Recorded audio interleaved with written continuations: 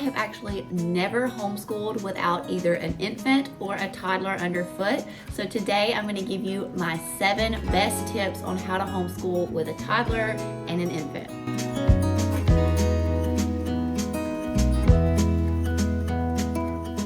Hello friends, welcome back to my channel. My name is Anna if you're new here. I think there's a lot of new faces. For some reason, all of a sudden, I have got a lot of new followers on here and it makes me so excited. I don't know what I'm doing to deserve all of you guys over here. I feel like I still have no idea what I'm doing. Just wanted to welcome you guys that are new and say thanks for following along. Today, I am excited to share with you guys about how to homeschool with infants and toddlers, because Lord knows I know all about this. I have never homeschooled without having either an infant or a toddler or a newborn or some kind of baby. So I think we are slowly getting out of that phase. I never say never. We have right now a 9-year-old, an almost 7-year-old, a 4-year-old, and a 1.5-year-old. He'll be 2 in June. So right now I feel like I have a toddler and still kind of an infant. I feel like he's not quite, I guess he's toddling. So I guess I don't know.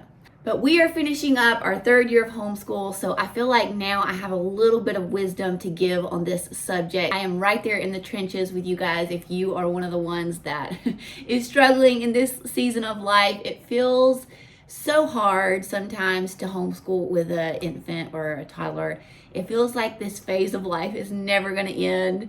But I really hope these 7 tips will help you and encourage you and give you some tools to use to make your life a little bit easier. So number 1, spend some one-on-one time with the baby before homeschool begins in the mornings.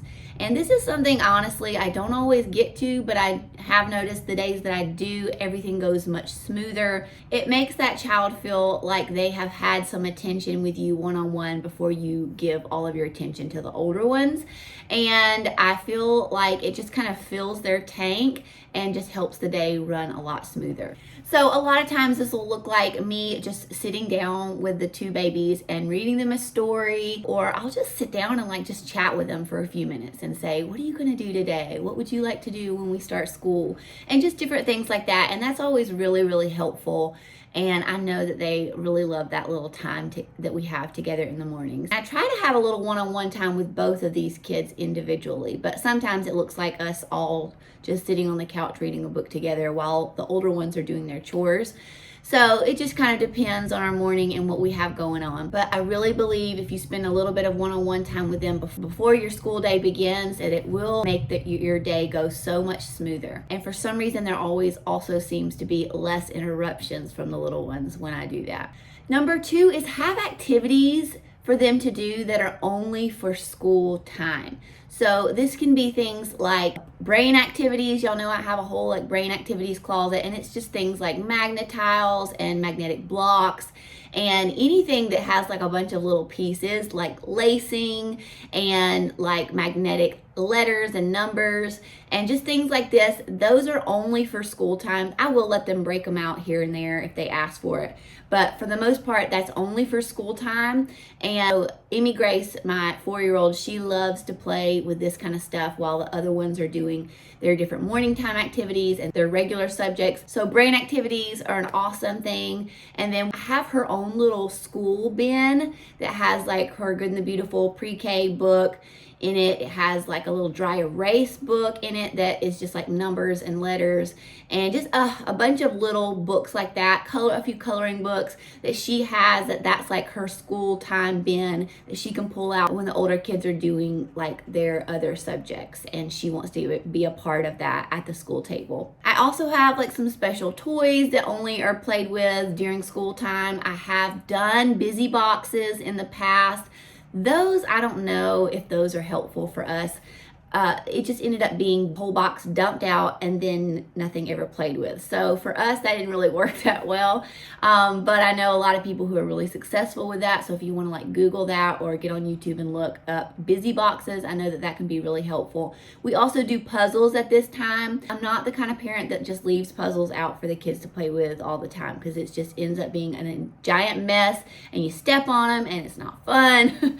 So for us, usually puzzles are like for school time only. Also, we'll sometimes let her play with Play-Doh, let her play with paint, kinetic sand, and things like that. And she loves doing anything creative and with her hands. So those kind of things I try to leave only for school hours. Sometimes we do them in the afternoon too, but it just kind of makes it more special and more exciting, and she is more entertained by it if we reserve some things that are only for school hours. Number 3, I feel like this is the biggest, most important one. Maybe I should have put it as number 1, but teach your kids to play independently. This is so important. If your kids don't know how to play by themselves, your homeschool journey is going to be really difficult if you've got an older one and a little one. I noticed this to be the most difficult for parents that have 2 children, because she's trying to homeschool the older one, and then the younger one is so used to being played with and entertained constantly that they're just fussing and whiny, kind of trying to grab at the mom the whole time she's trying to do homeschool, and it just makes for a really frustrating and unproductive day. Whereas if you can really from an early age teach your little ones to play independently, it will make not just your homeschool life but your entire life just so much easier. And those kids really end up growing up to be really confident, successful adults, the kids that can really learn to play independently and are not kids that need to be entertained by technology or entertained by someone else their entire life. So this can be really hard to do at first as a parent, especially when you're just, you wanna be with that child. You love them, you enjoy them, you wanna be with them, and I get that. But if you are planning to homeschool, that's gonna be really difficult to entertain the baby as well as homeschool your older one. So I would recommend from an early age just kind of teach them to play independently. And it can be hard at first. You might just have to let them fuss and cry for a little bit and just kind of say, no, mommy can't play with you right now, you have to play by yourself. And they'll get it and they'll learn, and just set some toys out and show them kind of how to play with them on their own, and then just slowly kind of slip out of the room. And that's kind of going to be how you just have to do it. The good thing is we have 4 kids. We have 2 older ones that are homeschooling and 2 younger ones that are not homeschooling. So the 2 younger ones are kind of playing with each other as the 2 older ones are doing school. So that's also pretty helpful.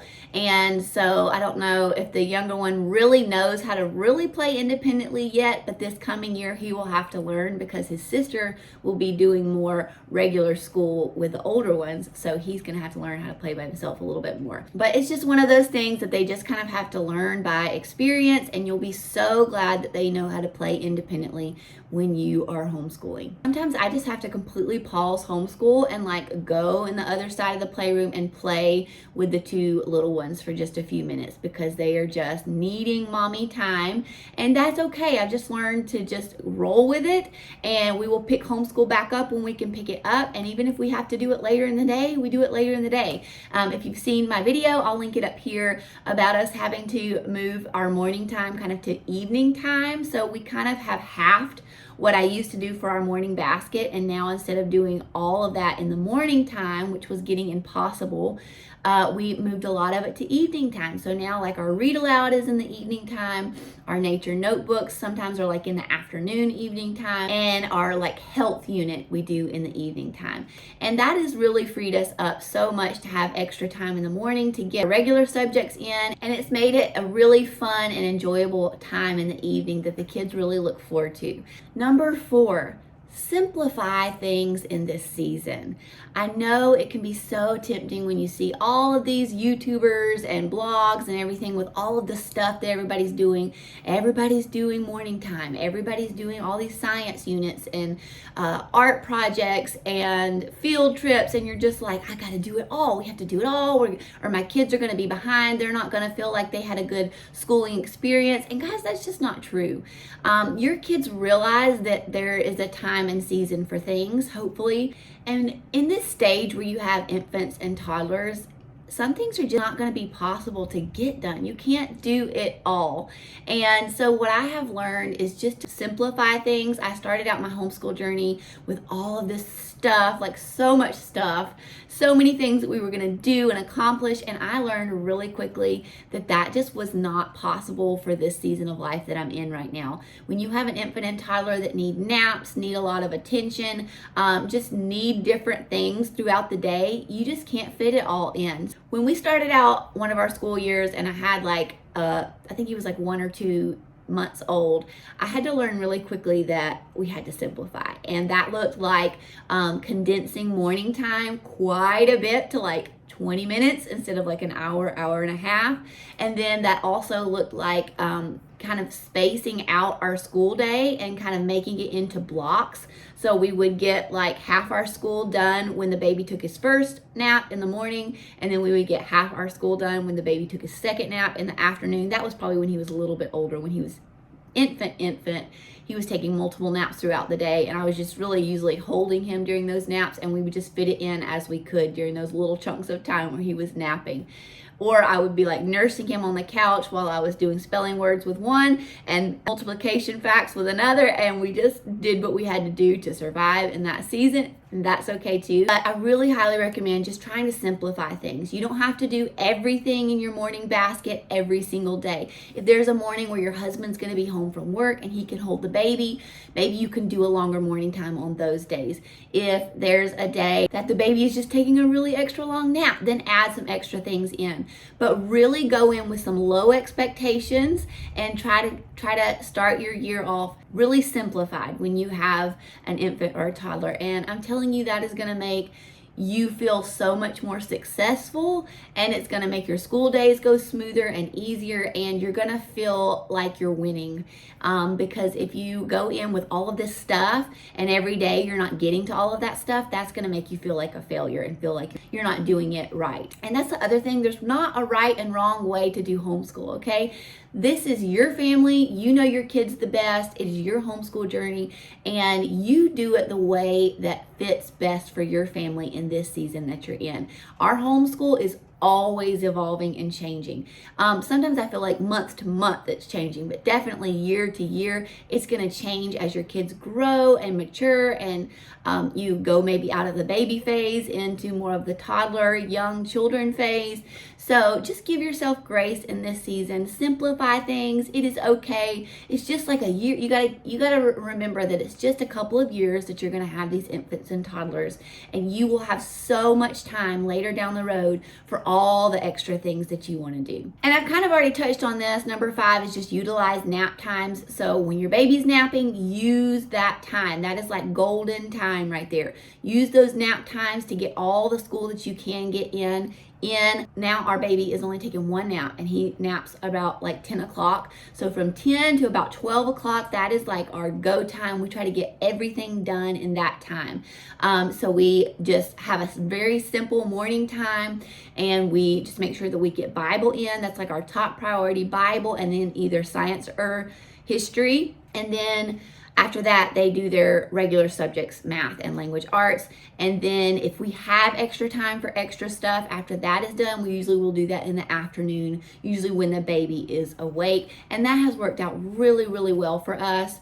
And it has really taken a lot of stress off me, because I was trying to do it all in the beginning, and it was just really, really stressing me out.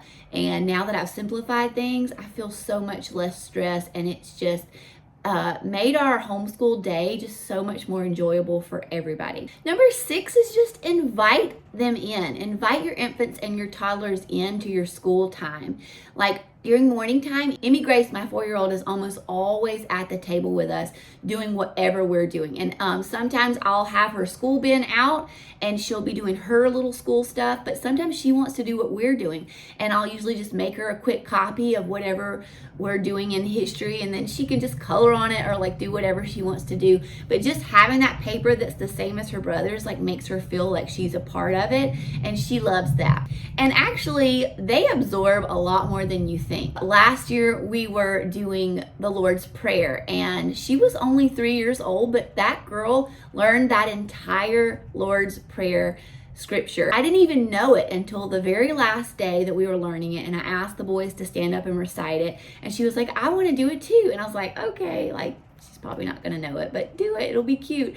And I'm telling you, she said the whole thing, and it shocked me. And I was like, I can't believe how much she's actually absorbing, even though she's just like playing and doing her thing, but she's listening. So they are absorbing more than you think. So definitely incorporate them and include them when you can. And also have little school books for them. I talked about that little bin that I keep for Emmy Grace. She has one just like her brothers do, and it has just a little few school books. And even if they're like 2 and 3 years old, they can still have some little books like that. You can find really cheap ones at Dollar Tree, Walmart, and you can just let them color away, or just some fun coloring books that are only for school time. And that will make them feel special and feel like they're a part of the homeschool day. A lot of times when Landon is doing his language arts, he'll have like an art project in there to do something to color with watercolors or something like that. And I'll just make an extra copy for Emmy Grace, and she can sit down beside him and paint with him. And she really loves that, and it's another way that we get her involved and included. My last tip, number 7, is just to enjoy the journey, enjoy the season of life. It's short, it's fleeting, and I know that one day we're going to look back and we're going to wish we had these days back. So just really try to enjoy them. I know some days can feel really hard and really frustrating when the baby is crying and fussing and you're having to bounce him on your lap while you're doing school with the rest of them, and you feel like you're being pulled into a million different directions. I know how that feels, and I know that that can just leave you feeling kind of depleted and frustrated at the end of the day. But just know that those little hearts and lives, they are important, and they're God's gift to us in this little season of life, and we just have to think outside the box and think of ways that we can include them, and think of ways that we can spend a little bit of extra one-on-one time with them, and just kind of get creative in this season of life. So I hope that those tips really help you and give you some hope and some encouragement. I know this phase of life feels really hard some days, but you can do it. Homeschool is possible with infants and toddlers. If I've hung around even through all of the infant and toddler phases and homeschooling, then you can do it too, trust me. And just try to embrace it and enjoy it as much as you can, because one day we'll look back when all of our kids are in their own rooms doing all of their high school work, and we'll be like sad that we don't have toddlers to do morning time with anymore. My sister tells me that all the time. She homeschools, and all of her kids are like high school age now, and she just misses the time when she had a morning time and little babies to love on and hug on. So I hope that that encourages you today and gave you some good ideas. I would love to know your tips on how you homeschool with your infants and toddlers, or how you did it in the past. If you're past that phase of life, drop them in the comments below, and be sure that you give this video a thumbs up before you leave, and subscribe to my channel if you haven't already. Thank you guys so much for being here, and I'll see you next time.